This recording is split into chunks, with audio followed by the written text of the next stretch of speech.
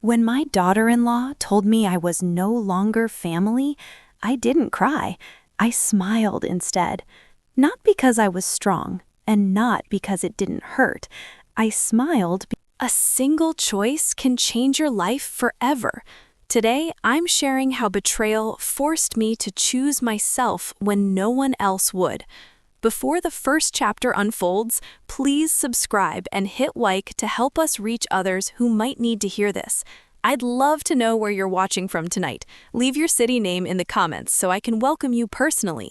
And now, the story begins. Because at my age, I had learned something painful. Sometimes crying does not change anything. We were standing in the kitchen, the same kitchen where I once cooked my son's favorite meals, the same table where I helped him with homework, where he laughed, where he grew up. That day, the room felt smaller. The air felt heavy, like it was holding its breath. She didn't shout. She didn't raise her voice. She said it calmly, almost politely. "You should understand," she said. "Things are different now. After the wedding, you are not really family anymore." I remember nodding slowly. I remember holding my hands together so they wouldn't shake. And I remember thinking, so this is how it happens. Not with noise, not with drama, but with quiet words that cut deeper than anger ever could. I went back to my room that night and sat on the edge of the bed. The house was silent. No footsteps, no laughter. Just the sound of my own breathing and the ticking clock on the wall. I thought about the day my son was born, how small his hands were, how he held my finger so tightly, like he was afraid I might disappear. I whispered to myself, I never let go. But somehow, life did. I had raised him alone after his father passed away. I gave him everything I had, my time, my strength, my youth. I skipped meals so he could eat. I worked late so he could study. I told myself, this is what love looks like. I never imagined love would one day ask me to step aside so quietly. That night, rain started tapping against the window, soft at first, then steady. I didn't turn on the light. I sat in the dark and listened. I wasn't angry at her, and I wasn't angry at my son either. I was just tired of pretending I didn't feel invisible in my own child's life. Still, I told myself, this is not the end of my story. Even when someone says you no longer belong, your heart still remembers where it once lived. And that is where my story truly begins. My name is Sarah. I am 62 years old, and this is the story I never thought I would tell out loud. For most of my life, I was just a me, not a woman with dreams, not a person with needs, just a mother. I raised my son alone after his father died. I worked, I waited, I sacrificed. I believed that one day, all of it would make sense.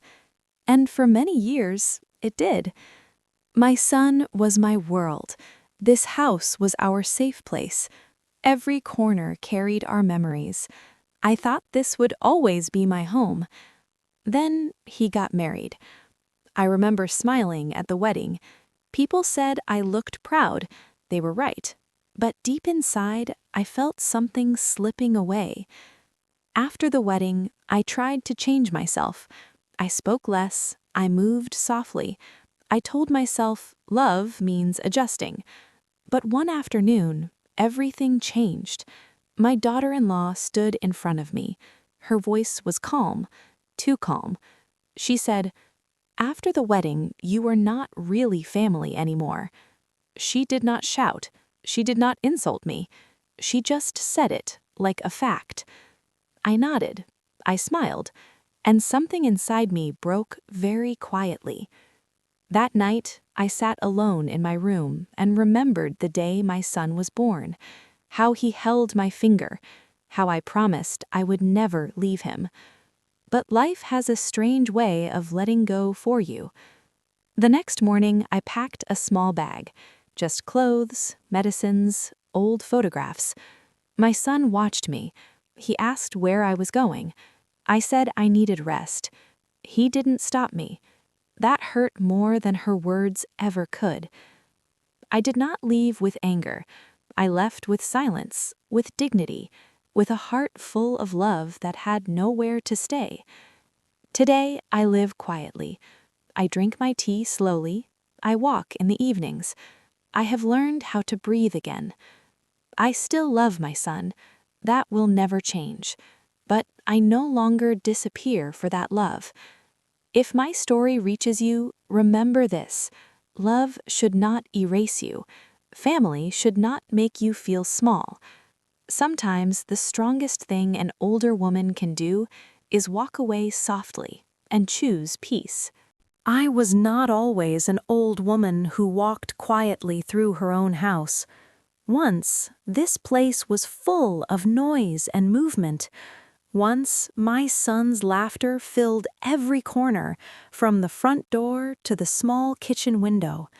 This house was never big, but it was alive, and for many years it was just the two of us. My husband passed away when my son was only 6 years old. One morning he went to work, and by evening he never came back. A sudden illness, a phone call I still hear in my sleep. From that day on, life became very small and very heavy at the same time. I learned how to be strong because I had no other choice. I learned how to fix things, how to count money carefully, how to smile even when I was afraid. Most of all, I learned how to be both mother and father to one small boy. I told myself every night, he must never feel alone. My son grew up watching me work hard. He saw me wake before sunrise and return home tired. Sometimes I was too tired to talk, but I always listened.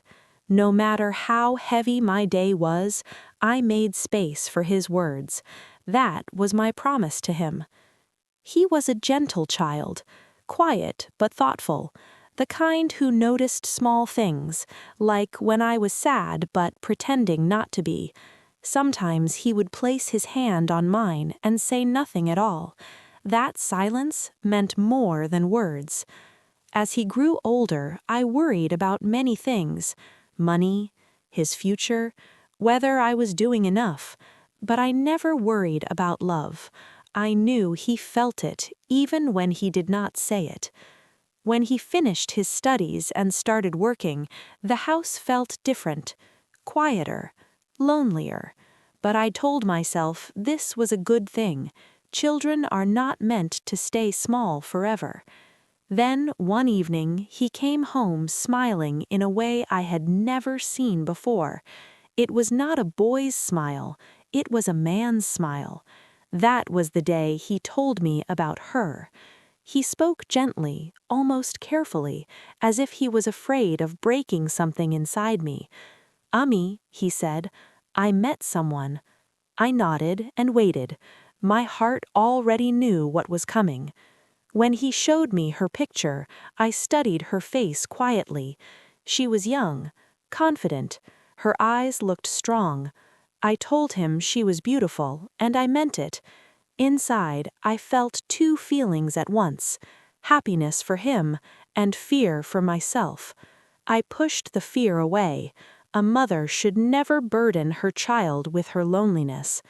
When I finally met her, I did my best to welcome her with warmth.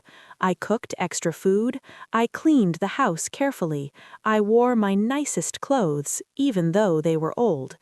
She was polite, she smiled, she spoke kindly enough, but there was a distance in her eyes. Not rude, just guarded. I told myself not to judge. Everyone comes from a different life. Everyone carries their own worries. I reminded myself that love takes time. The wedding was simple but beautiful. I watched my son stand beside her, looking proud and nervous. As I sat among the guests, I felt tears in my eyes. Not tears of sadness, tears of letting go. After the wedding, they moved into my house. It made sense. The house was already there, and I told myself, we will learn how to live together. At first, I tried to stay out of the way. I woke up earlier than them. I kept my voice low. I avoided giving advice unless asked. I wanted her to feel comfortable. I wanted her to feel respected. I remembered what it was like to be young and unsure.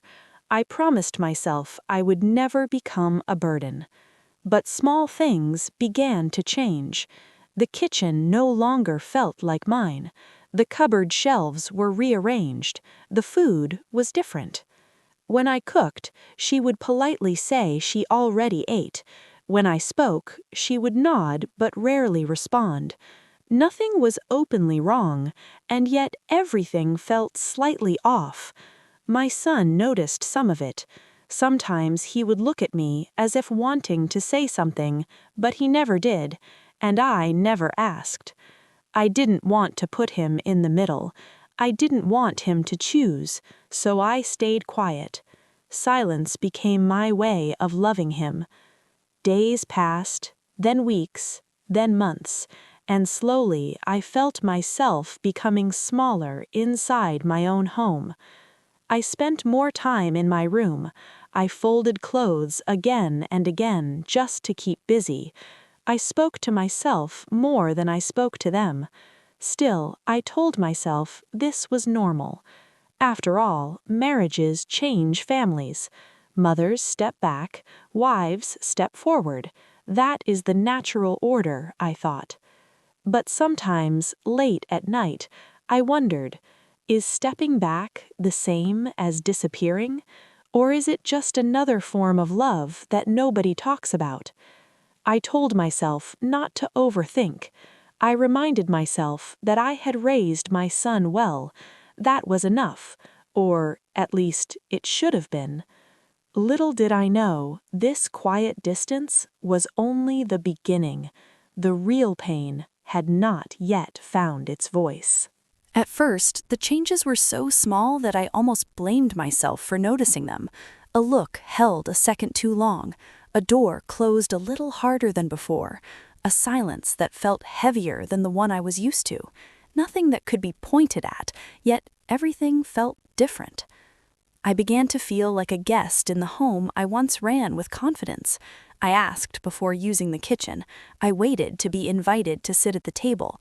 My footsteps became softer, as if I was afraid of making noise.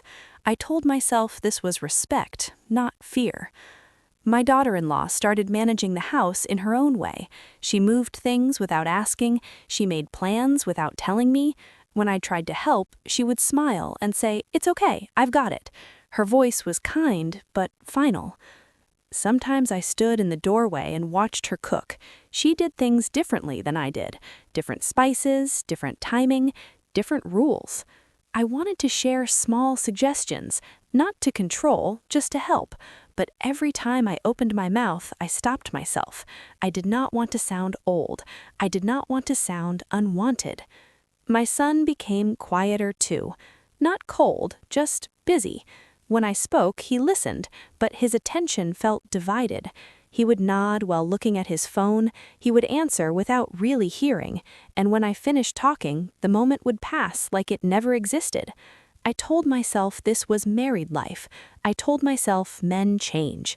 I told myself not to feel hurt, but feelings do not listen to reason. One evening, I cooked my son's favorite meal. I remembered how much he loved it as a child. I wanted to surprise him. I wanted to remind him of home. When they came back, she thanked me politely. Then she said, "We already ate outside." The food sat untouched on the table. Later, I wrapped it quietly and put it in the fridge. That night, I cried for the first time. Not loudly, just a few tears on my pillow. I felt foolish for expecting anything. Another day, I overheard a conversation. I was passing by their room when I heard my name. I did not mean to listen, but my feet stopped on their own. "She's always around," my daughter-in-law said softly. "I feel like I have no space." Her voice was not angry, just tired. My son replied in a low voice, "She's my mother." There was a pause, a long one. "I know," she said, "but things have to change." I walked away before I heard more. My heart was beating fast, like it wanted to escape my chest. I sat in my room and stared at the wall. So this was how she felt. After that, I tried even harder to disappear. I stayed out longer during the day. I visited neighbors I barely knew. I returned home late, hoping they would already be settled. I began eating alone in my room. I told myself it was easier that way, less tension, less awkwardness. But loneliness has a way of growing when you feed it silence. The quieter I became, the heavier my heart felt. I missed simple things, shared tea, casual conversation. Sometimes I wanted to ask my son, "Do you still need me?" But the words never came out. A mother should not ask for permission to matter. One afternoon, my daughter-in-law asked me to move my things. She wanted to use the cupboard space for something else. Her tone was calm, practical. I nodded and said yes. I packed my belongings into a smaller corner. As I folded my clothes, I felt like I was folding parts of my life away. Another time, she mentioned guests coming over. She suggested I stay in my room to give them privacy. I smiled and agreed.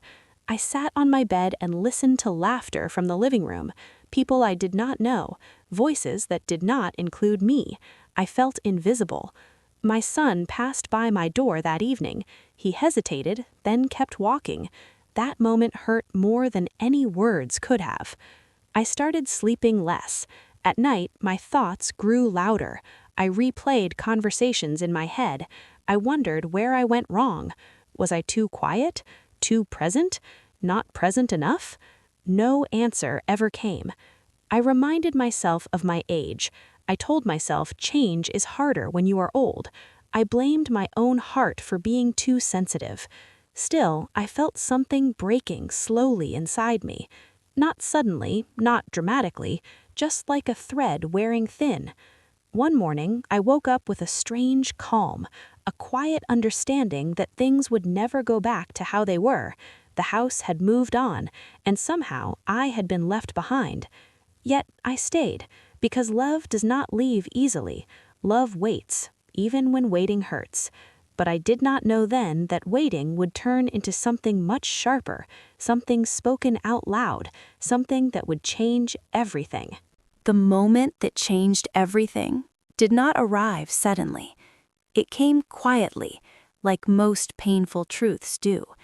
There was no shouting, no slammed doors, just a simple request that carried a heavy meaning.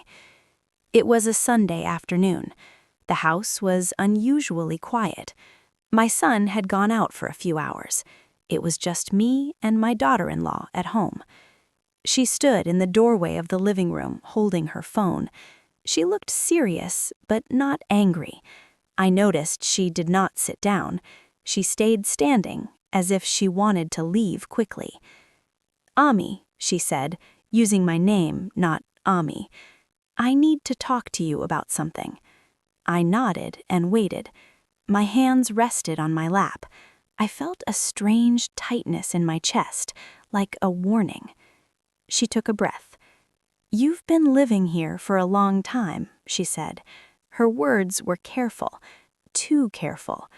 I smiled softly. "Yes," I said. "This has been my home for many years." She looked away for a moment, then back at me. "I know," she said, "but after marriage, things are different. A couple needs space." I told myself to stay calm. I told myself not to interrupt. I wanted to hear everything. She continued, her voice steady. "I feel like I cannot be myself in this house. I feel watched. I feel like I don't have a real family space."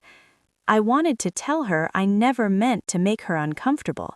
I wanted to tell her how many nights I stayed awake worrying about that exact thing. But I stayed silent. She paused, then said the words I still hear in my dreams. "You have to understand, after the wedding, you are not really family anymore. You are my husband's mother, yes, but this is our life now." For a moment, the room went very quiet. Even the clock on the wall seemed to stop. I felt like the floor had moved under my feet. I nodded slowly. I don't know why. Maybe my body reacted before my heart could. I nodded like someone who had just been given instructions. "I see," I said. My voice sounded calm, even to me. That surprised me. She looked relieved, as if she was afraid I would argue, as if my pain was something she wanted to finish quickly. She talked about practical things after that, about living arrangements, about privacy, about what would be best for everyone. I heard the words, but they felt far away. My mind had gone somewhere else, somewhere deep and quiet. I thought of my son as a child, his feverish nights, his school mornings, his laughter filling this very room. I thought of all the times I chose him over myself, all the things I never said, all the dreams I quietly folded away. And now I was being told I no longer belonged, not with anger, not with cruelty, just with calm certainty. When my son came home later, I said nothing. I served dinner like always. I smiled like always. He noticed something, though. He asked, "Ami, are you okay?" I nodded. "Yes," I said. "I'm fine." That night, I did not sleep. I lay awake staring at the ceiling. I felt empty, not sad, not angry, just hollow. In the morning, I woke up early and packed a small bag, only the essentials: clothes, medicines, a few old photographs. I did not know where I would go, but I knew I could not stay, not after hearing those words. When my son saw the bag, he looked confused. "Where are you going?" he asked. His voice was gentle, worried. I looked at him for a long moment. I wanted him to stop me. I wanted him to say, "No, this is your home." But he didn't. He just waited. "I'll stay with a relative for a while," I said. "I need some rest." He nodded slowly. "If that's what you want." That sentence broke something inside me, not because it was unkind, but because it was so easy for him to say. My daughter-in-law stood nearby. She said nothing. She did not meet my eyes. I walked to the door with my small bag. I paused, hoping someone would speak. No one did. When I stepped outside, the door closed softly behind me. Not loudly, not dramatically, just closed. I stood there for a moment, breathing in the air. I felt like I had just walked out of my own life. As I walked away, I did not look back. Some doors, once closed, are too heavy to face again. That day, I learned something painful. Sometimes being calm does not mean being strong. Sometimes it just means you have run out of places to hold your pain. And yet, even as I walked away, I did not stop loving my son. That love stayed with me, quiet and aching, waiting for whatever came next. I stayed with my sister at first. Her house was small, but her heart was open. She did not ask many questions. She simply made space for me. The first few days passed in silence. I slept more than I had in years. Not because I was tired, but because sleep felt safer than thinking. When I was awake, I kept myself busy with small tasks. I folded clothes slowly. I washed dishes carefully. I watered plants that did not belong to me. Doing simple things helped me feel real again. At night, my thoughts returned. I wondered if my son missed me, if he noticed the quiet I left behind, if he thought about that last morning. He did not call, not at first, and I told myself not to be hurt. I reminded myself that he had his own life now, his own responsibilities, a wife to consider, a future to build. Still, every evening I checked my phone. Old habits do not disappear quickly. Love leaves traces, even when it has nowhere to go. After a week, I began going for short walks. The air felt different outside my old home, less heavy, more open. I sat on a park bench one afternoon and watched children play. Their laughter reminded me of my son when he was young. I smiled softly, then felt tears in my eyes. Some memories never grow old. Slowly, something inside me began to shift. The pain was still there, but it was no longer sharp. It had softened into something quieter. I started asking myself questions I had avoided for years. Who am I beyond being someone's mother? What do I need now? What does peace look like for me? One morning, I woke up and realized I was breathing easier.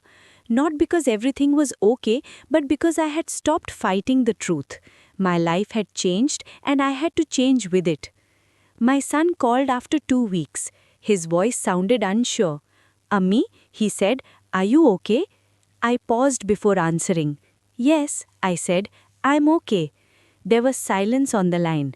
Then he said, "You can come back if you want." I closed my eyes. I knew he meant well, but I also knew something important had changed. "Thank you," I said gently, "but I think it's better if I stay where I am for now." He did not argue. He did not apologize either. We spoke about small things instead. After the call ended, I felt both relief and sadness. Relief that I had spoken my truth. Sadness that it had taken pain to find my voice. Over time, I created a routine. Morning tea, short walks, helping my sister with household work. I started visiting the local community center. There were other women my age there, women with stories like mine, women who understood quiet loss. We did not always talk about our pain. Sometimes we just sat together. Sometimes that was enough. I learned something important during those days. Being needed is not the same as being valued, and losing one role does not mean losing your worth. I stopped blaming myself. I stopped replaying every moment in my head. Some things are not meant to be fixed, only accepted. One afternoon, I received a message from my daughter-in-law. It was short, polite. She thanked me for understanding. I read it twice, then I put my phone down. I did not reply, not because I was angry, but because I had nothing left to explain. I still loved my son. That love did not disappear with distance, but I learned to hold it differently. I stopped waiting for calls. I stopped hoping for apologies. I let go of expectations. And in that letting go, I found something I had not felt in a long time: peace. Not perfect peace, but enough. I realized that family is not only about where you live, sometimes it is about knowing when to step away to protect your heart. I no longer live in that house, but I still carry its memories with me. Some are heavy, some are warm. I have learned to hold both without letting them break me. Time has passed since I left, not quickly, not easily, but slowly in the way healing often happens. My son and I speak now and then. Our conversations are simple, careful. We avoid the past, as if it might open something neither of us knows how to close. I do not blame him anymore. Love makes people choose comfort over courage, and sometimes silence feels safer than truth. I understand that now. As for my daughter-in-law, I wish her no harm. She wanted her own space, her own life. In her way, she was honest. I have learned that people can hurt you without meaning to. Not every wound comes from cruelty. Some come from fear. Some come from change. There are days when the loneliness returns. Quiet days, rainy afternoons, moments when the past feels closer than the present. When that happens, I make tea and sit by the window. I watch the world move. I remind myself that I am still here, still breathing, still worthy. I talk to my younger self sometimes, the woman who gave everything without asking for anything back.